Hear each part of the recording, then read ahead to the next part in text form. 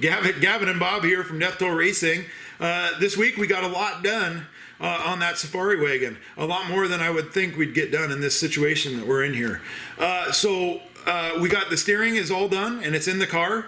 All the linkages and everything are in. The steering box is in. I got the steering column going to the steering box. That's all done. That's all installed. I mean, again, all this stuff is going to end up coming back out when we go to paint everything. But this whole car is going to be mocked up first, and then we'll blow it apart and paint everything, and then put it back together. Yeah, so we got that. There's a bonus episode at the end. Check it out. It's I'm not going to spill the beans on what it is. You can see that here at the end. There's a little sneak peek of it at the end here. So it's kind of a long episode. Lots of valuable information. Lots of crossover to Jeeps and to trucks and everything else that you're modifying for four-wheel drive. We're using a high steer kit from Barnes four-wheel drive and all their components. And we drilled that flat top knuckle and did all that. So stay tuned, check it out. Really good episode, really cool, super robust steering. We still need to add that steering cylinder yet. I have the steering cylinder. I had to order some more parts. They should be here. Hopefully we'll get those on there next week. That'll be a real quick one. And I don't know what we're going to do next week. We'll see. So stay tuned, check it out.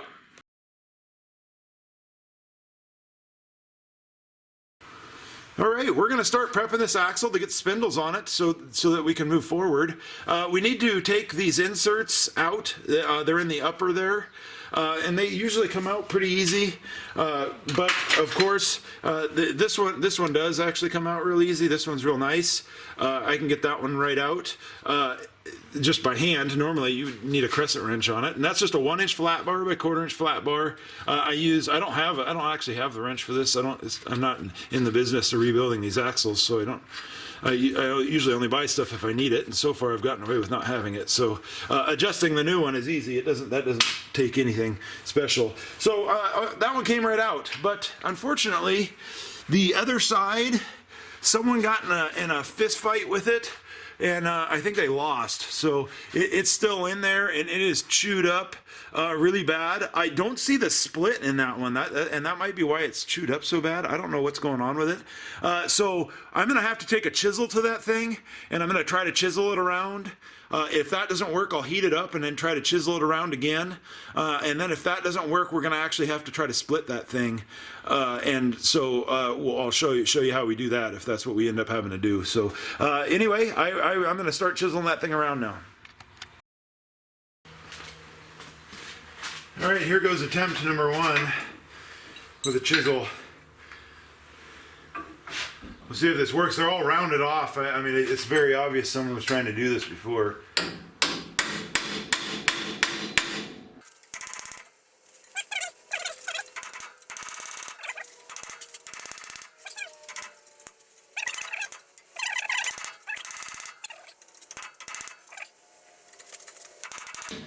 Man, that thing is in there like swimwear. So I'm going to heat this up around here, and then we'll hope it comes out that way. I'm going to grab my torch and stuff.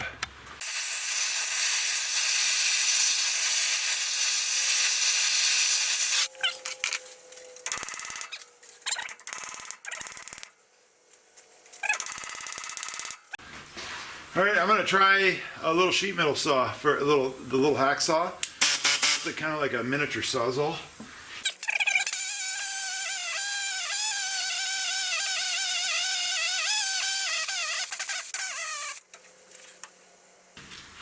I don't want to get into the threads, so I'm really close. It actually cuts it pretty good.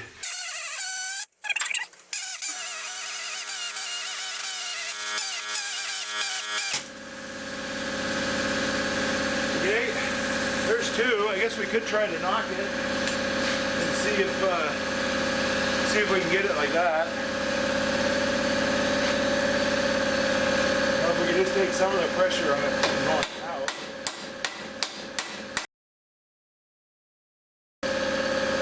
Found the split. There was a split in it.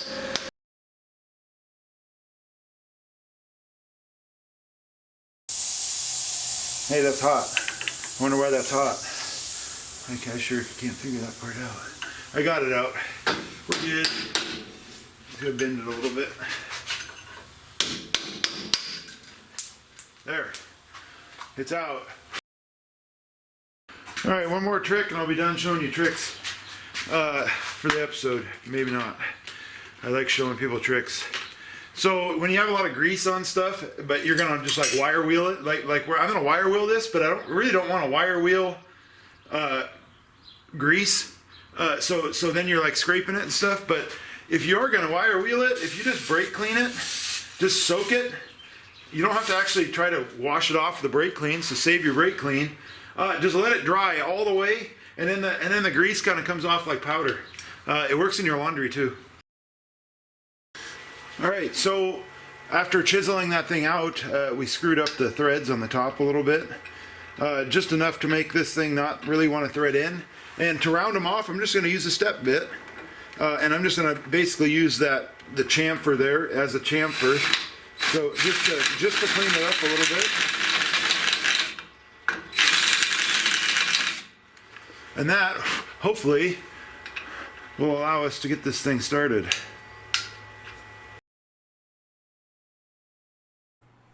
All right, and here I'm just using a Dremel tool with a little wire wheel on it, just to clean up the threads the rest of the way. We got that thing started in there, so we got the threads are good. So I mean, Dremel tools are great. They are kind of little tinker toys, but they have their uses around the shop, and you can see how good that worked.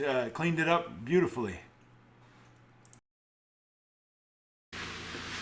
All right, so we're gonna take ball joints out. I blasted these things. The ball joints were bad. I already did one. They're complete junk. So it's a good thing. It's a good thing we decided to change them. So anyway, so we got to take snap ring off. They both come out this direction. You got to start with the bottom one because on the top one you actually have to push that through the hole. So I'm going to do it real quick. These things never come with the right sleeve to fit these 10 volts or Dana 44s. It's just silly. So that's a 2 1/4 inch exhaust tube. I'm actually thinking about grinding it so that it actually sits level because the back of the casting doesn't allow it to sit level. But you just put it on there like that. Get it so that when this is on there, the stud will come out the hole. So you just have to position it. The other one was kind of a pain. That's why I'm filming it because it actually wouldn't move. As sloppy as it was, you couldn't actually get it to move anywhere. So anyway, I'm going to do it real quick. I'll time lapse the rest of it. It's pretty easy, really.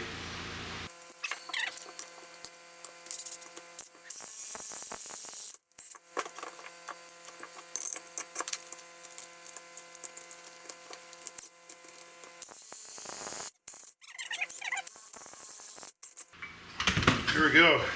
I prefer this way much better than trying to do this in a press. One, it's just cumbersome in a press, and two, you could actually bend it or break it in a press trying to flex it down because you're pressing on one side to the other. So anyway, spindles with no ball joints. All right, so this surface was not flat at all. So it was cast. I mean, it's a flat top, but I didn't feel comfortable drilling that thing for this and having it actually not tight on the surface there. So I'm going to take my grinder and I'm gonna do it real flat, absolutely no edge grinding on it. We're gonna do it real flat off the end.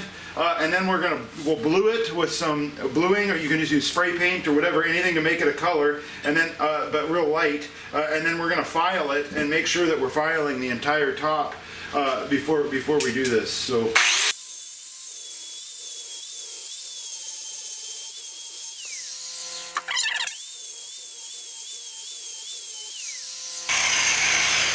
I'm just trying to get it close so we don't have to file for so long. Because that thing looked real flat, but man, it wasn't even close to flat. So I still got to do a little more in the center. I'm just doing real light.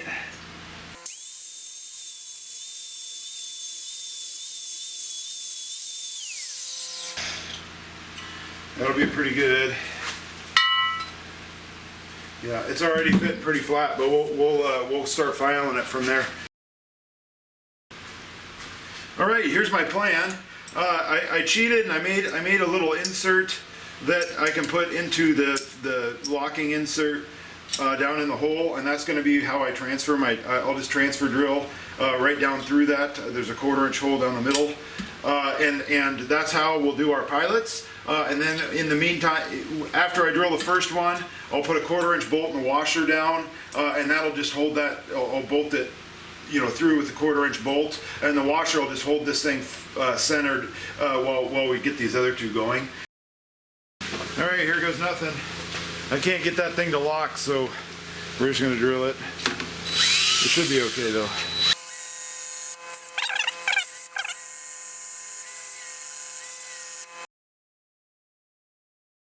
Okay, there I got it. So I just, you know, that washer down there, I mean, it looks kind of funny, but it works. It holds that centered. So now I don't have to worry about that one moving. Because it's squeezed down tight, so everything's being pulled to the center. That's why that washer's kind of, it cupped it a little bit when I tightened it down. So that's going to hold it. You know, I am a little disappointed. There is absolutely no directions or anything or reference on where to put this thing. I searched all over the website and everything, and I couldn't find anything. So, an honest review, I guess that's you know, pick it up a little bit, Barnes. You got to put some sort of reference or dimensions or a picture or something. They don't even have one shown installed. So that was a little frustrating. So but I'm just making it so that it looks the same as the other side.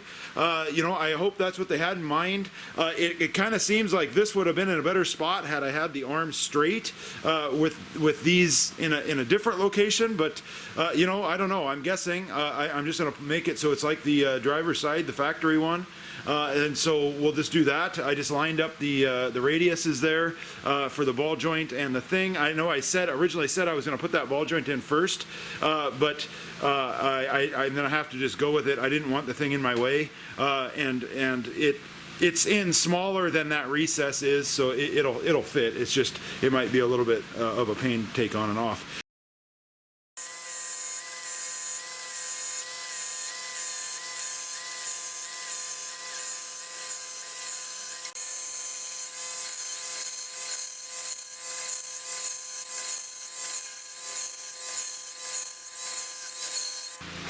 As far as I can go with that.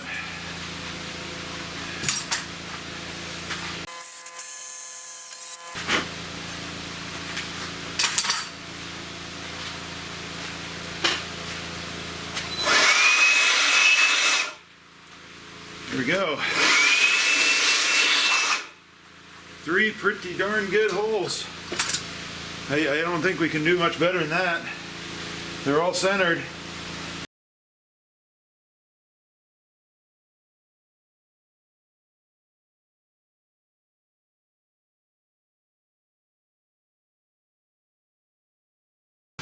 So one thing I'm trying to do, I want to get these bolts out. They were welded. I've never seen these things welded. I don't know. Maybe they're always welded. I guess you never really adjust them.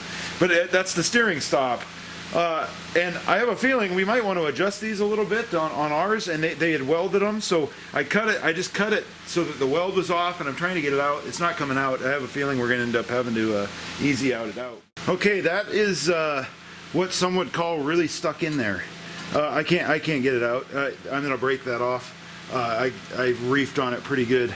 It's not coming out, so what I'm going to do is, since it's totally accessible from the other side, I'm just going to drill it from the other side all the way out. Basically, I'm going to start a new hole, and then we're going to tap it. That was looked like a 5/16. We'll go one size up. Either it's going to be a 3/8 or a 7/16, depending on what size that ends up being. But that's what we're going to do. It's accessible from the other side, so I'll just drill it. That way we'll go nice and straight, and then we'll re-tap it, and we'll put our own bolt in there. There, it'll look something like that. So that's 7/16. I went 7/16 on it. The hole didn't really chase out very good. I didn't drill it perfectly straight, so we just went 7/16, got it all cleaned up, and so that'll be our new stop. And now we can actually adjust it, and then once we get it adjusted right, we'll Loctite it and stuff so it doesn't come out. So I don't think you need to weld it. I don't know why they welded it on that one. I actually am curious now to see if they're all welded. I don't think they are. I don't think I've ever noticed one welded before. Anyway, that's that. I'm going to move on to the other one. So now we're just going to put this in there like that, I'm just gonna guess and put it about flush on the top because I have a feeling it's gonna go down a little bit more than that. So we're about flush there. So now we'll just stick our spindle in. I promise I didn't actually try that before. That worked out almost like I did it. Okay, so now you just want to...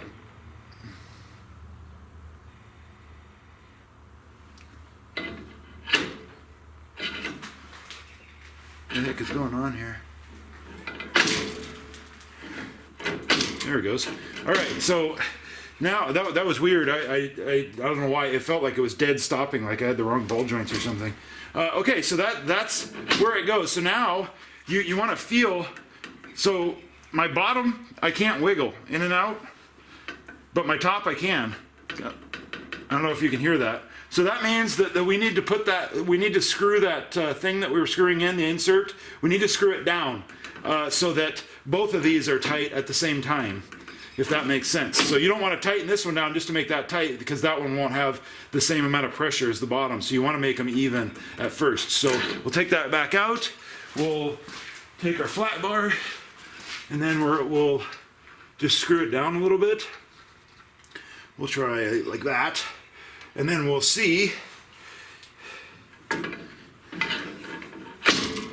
Okay, so the top is tight. Oh, I hear it clicking somewhere.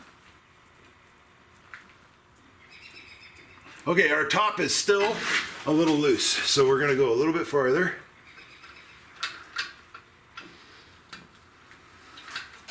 That was very, very minor, the amount of loose it was.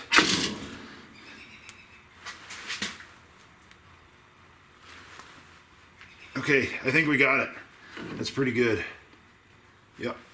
So I'm gonna go with that. So now we would just put our nuts on, our boots. We got to take this back off. Put our boots on. We'll put our nuts on, and then we will just get it together that way. And you can see I cleaned that up and spinned it. That brake cleaner trick worked really good on it. Everything, it just like came off like powder. Like I said, I should have probably videotaped it, but it does work good. That's a good trick. I force dried mine. I didn't let it sit overnight. I just force dried it with that blower thing I use all the time, the leaf blower thing.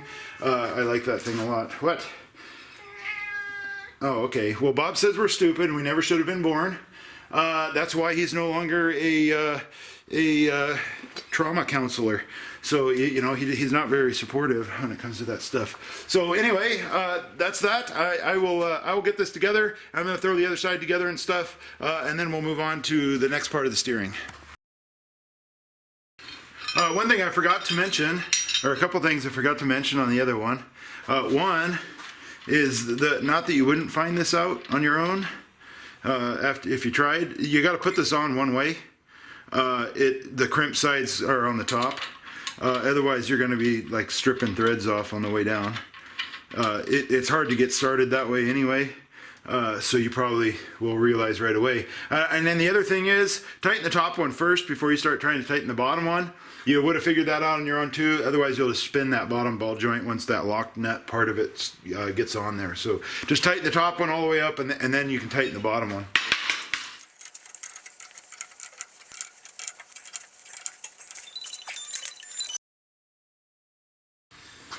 All right, I got a tap. They actually had it in stock at Napa, which is cool. I was not expecting that to actually be the case. I looked just because it would be the only place that would maybe have it on a Sunday. That's what today is. So anyway, so I got a tap, and we'll tap this thing real quick. So we drilled it to the 33/64, and then we're going to just make sure that you get it in there straight. You want to be so that it's engaged, so you get going straight. It will try to straighten. Oops! It will try to straighten itself out right at the beginning, but you want to try to hold it as straight as you can so you don't screw up the initial threads. Cast iron taps are really easy, so you just got to be. I got a ratcheting one, but I never used it that way. So there we go. So if it starts getting more resistance than this, which it probably won't because it's cast iron, Normally you'd start, it would all of a sudden start getting real tight, and you would then reverse it and go backwards and just break the chip off that you're currently cutting. But this being cast iron, it's so brittle that the chips just break off on their own. So just go all the way through. Should probably always do these by hand. I wouldn't stick it in a drill. I'm one to always stick taps in drills, but in this situation, I don't want to. Especially because if you come down and hit your chuck on here, you'd probably break your tap off because it would it'd try to bend to the tap. So there's nothing to hit on the other side on these. They're all out the bosses where they go. So should go pretty good. Oop. My Harbor Freight thing started freaking out.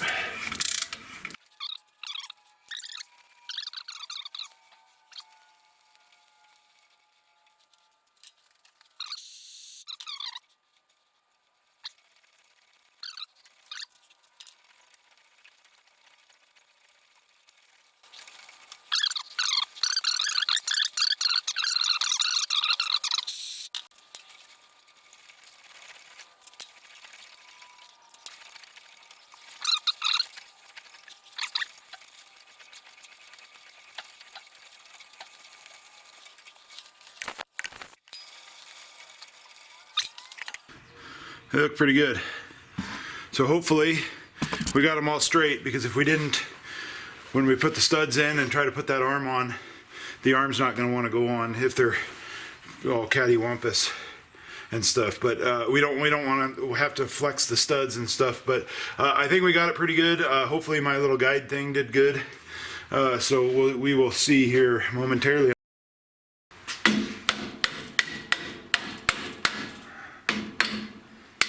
Yeah, see, we did good. It's real loose right when we get the bottom. And like I said, there's no tolerance in those holes, so if you're off it just at all. So we weren't too far off. In fact, when we do the factory one on the other side, I'll bet it's the same way. You know, and that could just be the studs being slightly warped too. So just put those in. You don't need Loctite on these. They're actually lock nuts. So they're crimped. And then just tighten these guys down. And you should be able to watch your gaps close up. They won't go all the way closed, but they're gonna come pretty close to being closed. I'm gonna put them all the outside so I can see them. And then I'll just take an impact gun. And this, I like these because they're not that strong. So we'll do this, and then I'll come back with a wrench and just kind of get a feel for how tight they actually are. That worked out just perfect. So definitely that was correct. The long threads go down into the spindle, the short threads are up, and the Loctite into the spindle, no Loctite on the nuts and the inserts. Those are hard enough to get apart without that. So I'm going to do the other side. I'm going to get that on, and then we'll start doing our linkage. All right, we're back. I only got a little bit of battery here, so I'll be real quick. I'm going to try to weld. I had an idea. I'm going to try to weld these on while the rod end's in. But you know, since I was saying I don't like anti-seize in there and doing it because it almost seems like it makes it worse, I actually put nozzle dip on the threads. The nozzle dip gel. That stuff's really high temp, and it does make a slippery surface. Anyway, it really, obviously really high temp. You dip your nozzle in it. So I'm going to try that, and we'll see if it works. Okay, so here's what we did on the front end to align it for initial measurement on for our tube here. So we got this positioned. I put the left hand thread one here, the right hand thread on the other side. It doesn't matter which way you go, because no matter what, when you turn it, they're going to spread or shrink. So just for my initial alignment, and this is actually going to be pretty close, and really, as long as nothing moves, this is just basically going to be where we run it at.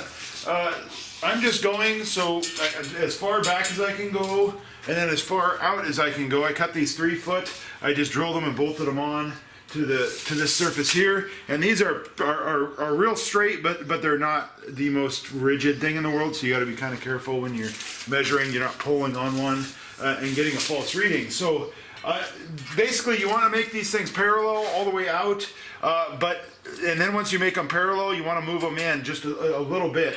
I'm just going in 1/8 of an inch here, and that'll just give us a little bit of toe in, a tiny bit of toe in, just so we're safe, because you just want them in just a tiny bit. You definitely don't want them out. That makes your tires will start cupping and stuff like crazy. So we're just going to toe it in just a tiny bit. I'm just going in 1/8 of an inch from here to here, which in reality from center to here will probably be a little more than 1/8 of an inch. So what I'm doing is I'm just going as far back as I can and measuring, which I get 61 and 7/16. I also have them straight, eyeballed as straight as I can, just sighting back to a point on the car, and then I'll measure all the way out at the end, not pulling on it, and I'm at 61 and 5/16, which then puts us at our 1/8 in here. So that should be good. If anything, we're going to be too far towed in, but I think that's probably going to be pretty safe to run, but we'll obviously double check once we get it all welded up, and then we'll take a real alignment reading later down the road. But that's going to get us that'll get us rolling, and having us sit here, that'll get us so we can continue on. So I'm going to measure across there, we'll cut the tube, and then we'll weld it, and we'll try out my anti-splatter trick on the threads, and we'll see if that actually works. I don't know if it will or not. I'm just totally guessing on that working, but I kind of suspect that it might, so we'll see. I have high hopes. All right, I am not having good luck with this kit. So this DOM tubing that they sent is not actually, I mean, it's not even close to fitting in those inserts. It's way off. So we're actually going to have to bore those out, and that's really disappointing. I'm not going to lie. Granted, it was a material thing. I noticed it right away when I cut it. It's not actually seamless tubing. It has a seam, so there's a bump, a big bump right there. Plus, it's way undersized. So we are going to have to bore that out. Okay, so there I got it. I used a ream, a 1-inch ream. I took off probably about 1/8 of an inch. I was just going to look and see if this stuff is actually 1.5 inches. It is. So I'm not sure where they get their material from, but that's kind of almost annoying, I guess, that we had to ream that out. Because I know most guys at home don't have a ream like that, and you could have used a 1-inch drill bit, but I mean, again, who has a 1-inch drill bit sitting around? And that would have been probably pretty rough as well. But anyway, I got it. We're going to move on. I don't know what to tell you. Probably get your own tubing, I guess, is my moral of the story on that one. Plus, you're paying for shipping on DOM tubing, which is kind of dumb. I shouldn't have done that anyway. I should have just bought the rod ends and the arms and stuff, and bought my own tubing. But anyway, so it is what it is. I got it bored out. We'll get those things in there, and we'll weld them up now. Okay, so I got it on there. Our length was pretty good, but we can adjust it again.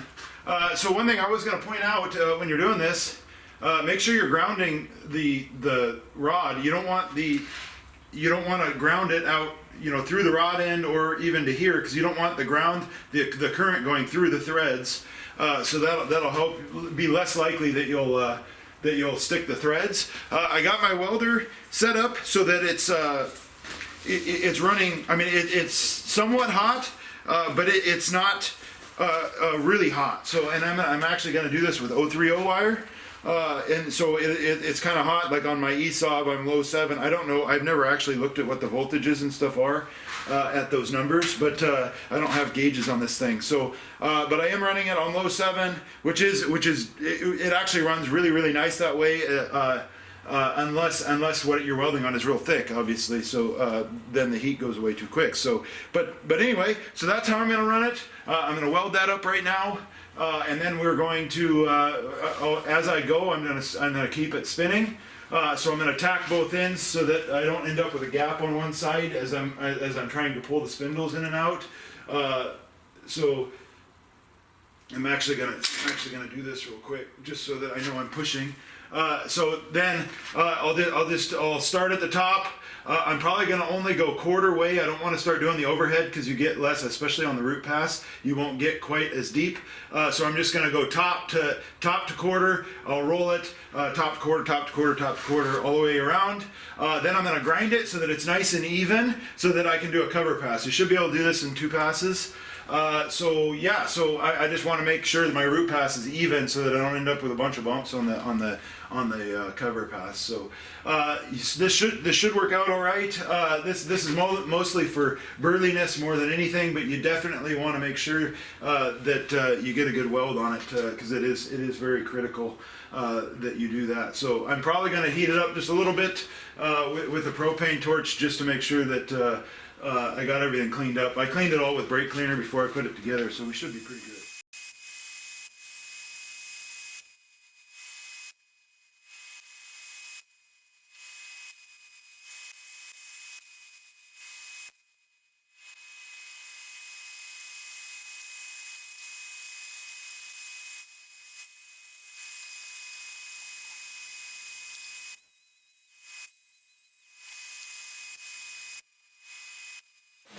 Okay, there we have the root pass is done.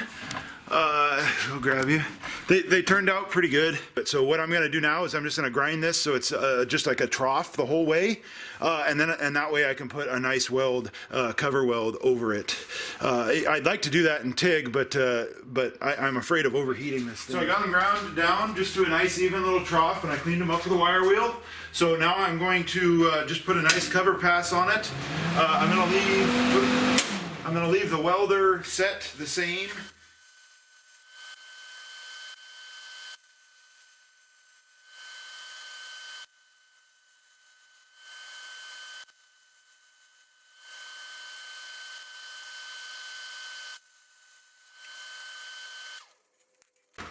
Okay, well, we got it. It turned out all right. That anti-seize, the anti-seize that I have all over the nut kept going into my weld, so it doesn't actually create porosity, but it smells terrible. It definitely doesn't smell like it's good for you. It's like ammonia smell, and I don't like it at all.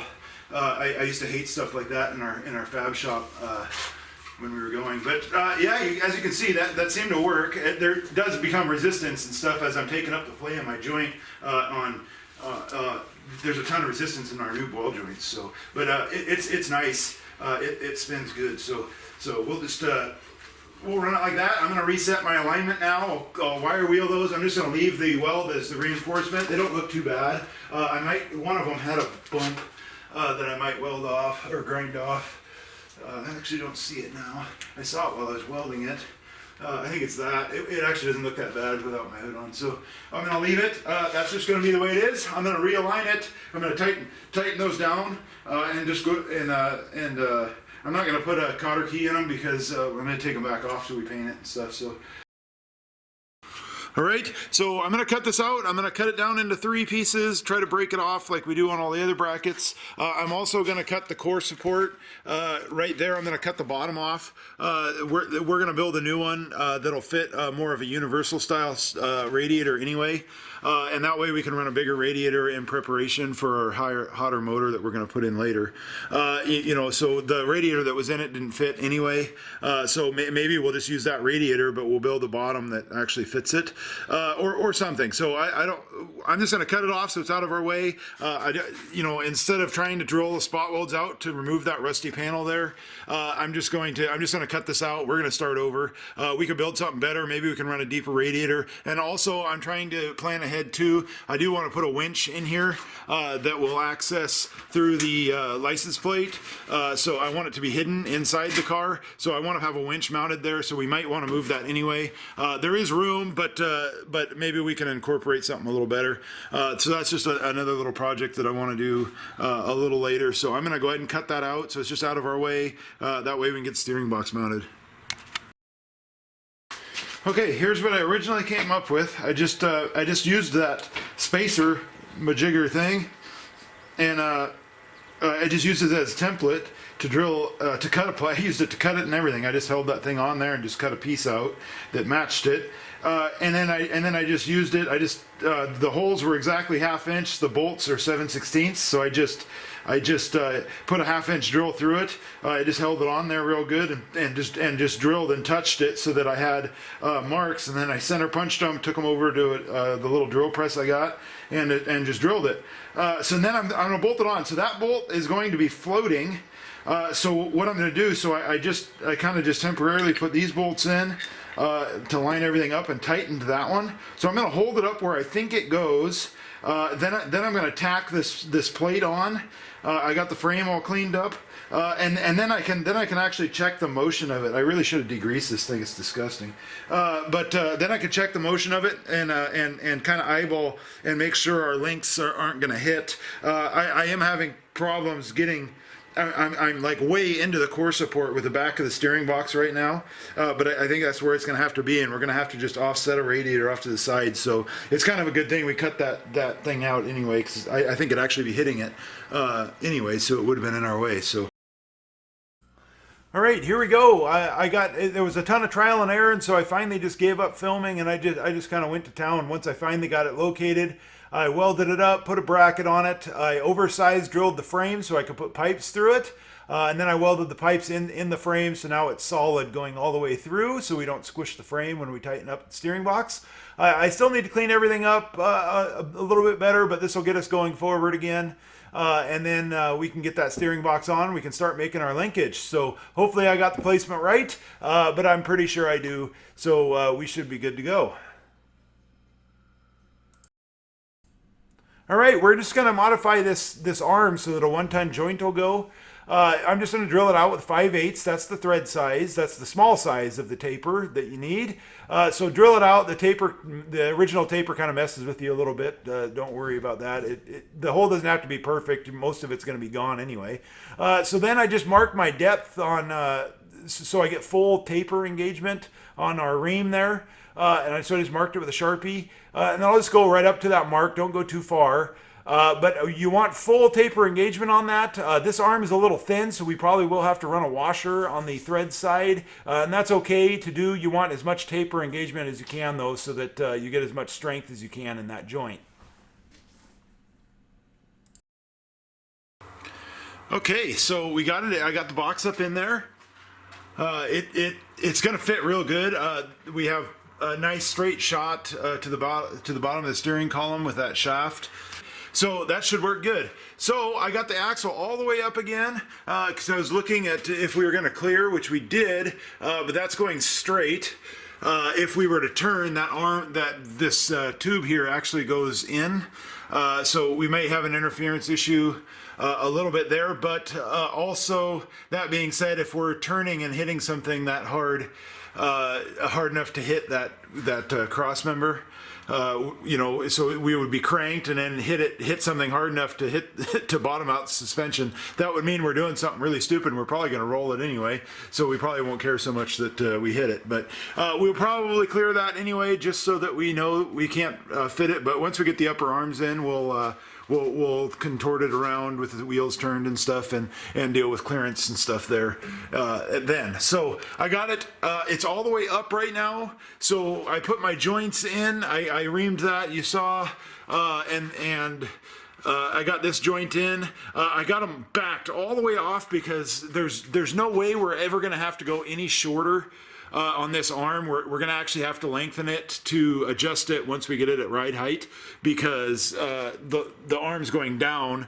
So as the suspension goes down, it's going to need to be longer. So I'm going to get my length with these with all the hardware slammed all the way in on both sides, and this arm straight, and the steering is straight right now. So that's how I'll get my measurement from, again, that weld prep to that weld prep, and then we'll cut our tube, and I'll take it off this time and I'll weld it just like last time. All right, update. So on this the Barnes kit, I was whining like crazy about it came with 2 tubes, one for the steering and one for the one to connect the spindles and one to go to the steering box.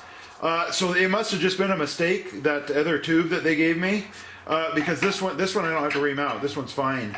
So I don't know what that is. I'm just gonna send them an email so they don't do that to somebody else, because it was kind of annoying that it did that. But that was obviously just a mistake. It probably was really not even their fault. It was probably their supplier that they get the stuff from. Probably sent them the wrong one, and they just didn't notice, because it did look right. It just when I go to use it, it was significantly over or undersized on the inside. So anyway, so this one worked. So this is going to be a lot easier. So I'm actually relieved, because I was kind of dreading doing that again, because it sucks. All right, there we go. We got them in.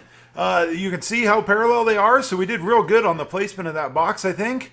So everything's working out really well. The arms don't ever seem to come close to each other and touch, and when you turn, they actually get farther away. So everything straight is as close as they'll ever be. So we are good to move forward, and we'll move on to steering shaft stuff. Bob is just absolutely bugging me here. What do you want, Bob? What do you want? I already fed you. Huh? What do you want? He wants to go do office work. That's what he wants. He wants me to go do office work. He could go up there whenever he wants. All right, here's the shaft I made for the steering. So it's made up of a whole bunch of different parts.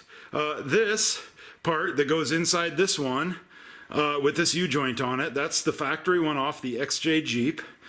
This tube here is off of a Chevy Caprice, and they just happen to use the exact same style slide thing. This is a collar that I made on the lathe so that I could weld this U-joint onto there. I welded it, I ground it down, and then I put a sleeve over it so I could weld it again, just because I didn't really trust that weld on there. So yeah, so I'm going to take this part, this fits exactly around the steering column that's in the car. So that's going to go over that, and I'm going to leave it back just far enough so I can get a nice weld right around that. And then obviously this goes right to the steering box. So that can slip in and out of here. When it's installed, I have it fully engaged to there. And then if you need to remove it, you can collapse it and put it down into that extra area that doesn't really do anything. So yeah, so that's that. I'm going to try to put it in, and hopefully we'll have somewhat functional steering after this. All right, I got that shaft installed. I did add one more thing since you last saw it. I drilled the end that goes on the steering column, and I put a grade 8 bolt through it as well. It's welded, so that bolt is just a reassurance thing. Is all it really is. But it just hugs along that frame real nice. It spins so smooth you can't feel any resistance or anything. You got plenty of room for headers and everything. So it just worked out just perfectly. All right, and here's a sneak peek of what's coming up in the future for Death Toll Racing on the Safari. Really cool looking with those wheels on there. I can't wait to actually get into that stage of our build. I just had to cheat a little bit and get it on there and start kind of playing around with the tape measure and looking at it. Bob just had to be in my coat that day. That's his new thing. He just discovered that recently, that he could get into my coat while I was sitting there doing video editing or accounting or something. So now every time I sit down, he tries to climb in my coat and usually stabs me 8,000 times with his fingernails. Anyway, so here's our budget sheet coming up. It has that has everything on it that we've bought so far, including those wheels and tires that you just saw. So that's optional things, and the wheels and tires. And the wheels and tires were a little more expensive. You could have got something a little cheaper, but those actually were fairly inexpensive for what we got. I am going to order one more for a spare. I just wanted to kind of check them out before I ordered the fifth one. Plus, there were only 4 available at that one warehouse anyway. So, yeah. So our total hours are 157. and that's including mounting up those wheels and tires. And speaking of that, click on the bottom right here. There's a link to the video on my opinions on how to mount up beadlock wheels like this. So you can take it or leave it, but that's the way I think you should do it. Anyway, we will see you next week. Stay safe. This quarantine stuff sucks. It's really impacting our lives big time. We have other businesses. This one can roll on because this is actually at my house, so I can just carry on this. But yeah, so anyway, stay safe out there, guys, and we will see you next week. I don't know what we're gonna do, so it'll be a surprise. It depends on what kind of parts we can get. So see you next week.